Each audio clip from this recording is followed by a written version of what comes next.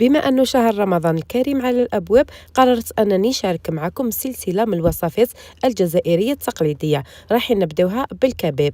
جبت لكم بواحد الطريقة بزاف هايلة وسهلة ويجي بزاف بنين. ننصحكم تجربوه بهذه الطريقة وصدقوني راح يعجبكم، وأكيد راح يكون سهل في التحضير. هنا اول حاجه راح نبداو بها هي لاصوص بلونش، تجي بزاف بنينه. جبت هنا كويس تاع الدجاج، درت عليه حوالي 3 مغارف نتاع الزيت. راح نضيف عليه حبه بصل، كنت قطعتها كما راكم تشوفوا مربعات. شوفوا البنات، من الاحسن الكباب تقطعوا له البصل، يجيكم بزاف بنين احسن من انكم ترحوه. درت عليه هنايا شويه نتاع الثوم وشويه فلفل كحل، يعني ما يحتاجش لاصوص تاعو هذه ما تحتاج بزاف التوابل. ودرت ايضا هنايا القرفه او من بعد نديرها. بالنسبه للكوكوط راح نستعمل هذه تاع بيبيف. البنات بزاف هايله، ننصحكم بها بما انه رمضان الكريم على الابواب.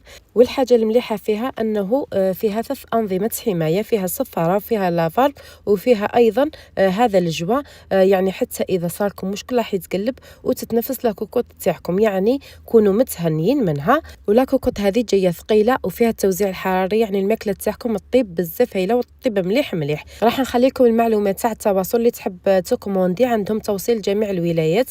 وزيد كما قلت لكم ايضا فيها 3 احجام، الصغير والمتوسط والكبير. شوفوا هنا بعد ما قليت هذيك البصله تقليت لي مليح. درت عليها الملح اكيد ما ننساوهش، ودرت عود تاع قرفه يكون شويه صغير. يعني العود احسن من انكم ديروا القرفه تاع البودر هكذا باه ما يتبدلش اللون. درت شويه برك تاع الكركم، كميه قليله ما تكثروش.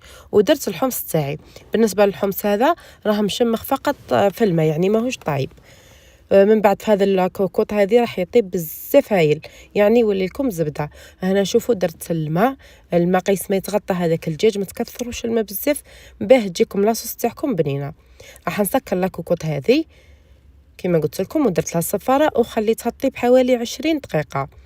بالنسبه للبطاطا تاع الكباب، شوفوا ديروها خشينه، يعني ما تجيش كيما البطاطا المقليه العادي. شوفوا السمك تاعها كيف يكون، وحتى في التقطاع يعني كي نكون نقطعها شرائح شوفوا كيف راح تكون. وحتى في الطياب ايضا طيبه محمره، يعني ما تطيبش بيضاء. هذه المعلومات كامل يعني اديوهم بعين الاعتبار كي تكونوا تحضروا في الوصفه تاعكم. البطاطا هذه ندير لها الملح ونروح نقليها. هنا شوفوا لاكوكوط تاعي تصفر بعد ما طيب لاصوص هذيك. نسكرها نطفي عليها اكيد. وهاي لكم هنا البطاطا بعد ما قليتها ولاصوص هذيك جات بزاف بنينه وجات عاقده. واللاكوكوط هذه طيبتها لي مليح، خاصه هذاك الحمص ما داش مني الوقت طويل فطيب.